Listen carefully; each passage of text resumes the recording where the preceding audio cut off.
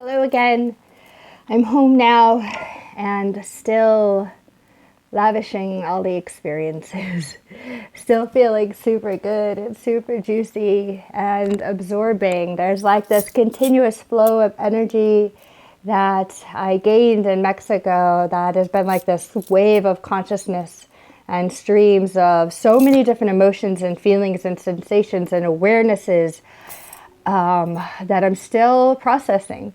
When I first went out there, I didn't really have expectations and I didn't know what was going to come out of the experience. And when in Mexico, the biggest thing I remember is that there was a little girl inside of me that was really, really, really scared.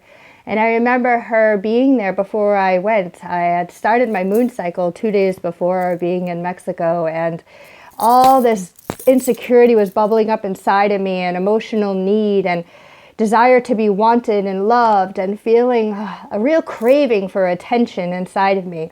And I had a lot of negative association with those feelings and shaming myself for those feelings, and a lot of processing around so many beautiful people. And do they like me? Do they not like me? And am I worthy? Am I not worthy? And lots of head stuff. I feel like I wasn't really present for the first few days. I was in my head and I was digesting and absorbing and doing all that human comparing thing that we do, very in my ego space.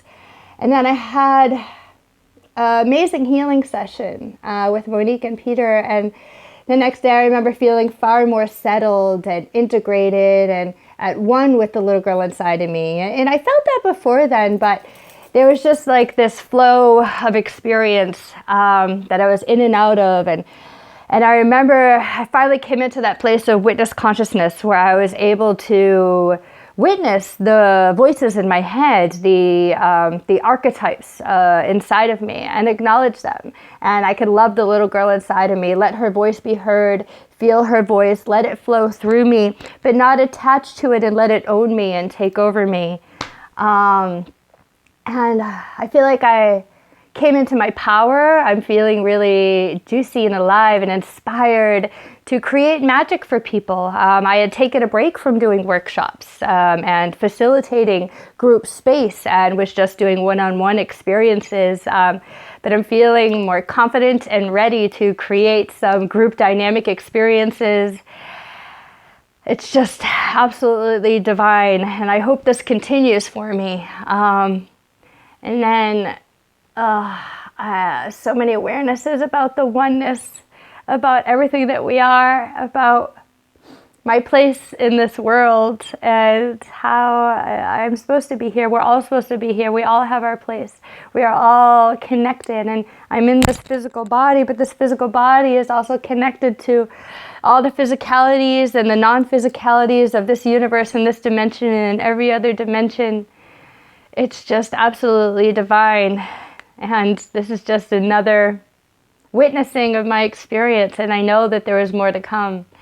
And today is going to be the day of me processing all of this, and I decided to try this new method of recording it, because sometimes things get lost in translation from my heart, my head, and a pen to paper, or my fingers to the keyboard. So I can talk very freely, and that's one of the other awarenesses. I have the gift of gab, as they say. I have no problem talking and talking all day long, and I often shame myself for that. I often feel like I talk too much, I need to shut up, and I know that there's a balance. You know, there's a place for silence, there's a place for going inwards and just sitting with things. But I don't want to shame myself for having that gift of being able to communicate and having the desire to communicate and to talk. I really like talking. And one of the other awarenesses I had is this power of words. I've always believed in the power of words and how we should consciously speak and think about what we say and what the words mean. But then there's the other reality of perception, where one word can mean 1,000,001 different things to so many different people. And the word selfish is one of the words I've been processing lately, and all the negative associations with the word selfish. When selfish can be a beautiful thing. Selfish doesn't have to be that. And then when you really break it down and you think about what is a word? What does that word mean to you? What does it feel like in your body? And although the feelings, like feelings aren't facts, feelings are real and they have a place. So we should allow ourselves to feel those feelings. But the words themselves are just words. They are words that are consisted of letters. And the letters and the words don't have the power. It's us that give those words that power. And we can choose what the words mean to us. And oftentimes life experiences or societal norms create what those words mean to us and what they create inside of our body and inside of our head.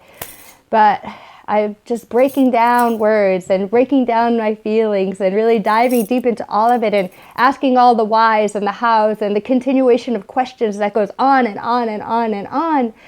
And is there ever an answer? Is there ever an answer? And as Monique Darling said recently, do you actually want the answer? What happens if you have the answer? Is that where you want to be? Or is it better to just keep questioning? Just keep diving and diving and diving and diving and exploring and creating. And I think that's my reality. That's my truth. And I think I'm okay with that. And who knows, I can change tomorrow. So I'm going to close this video as of right now, and I will chime in again a little later with some more of my beautiful experiences from Mexico, because there's so many. I want to continue to document my life and share it with the rest of the world. Thank you.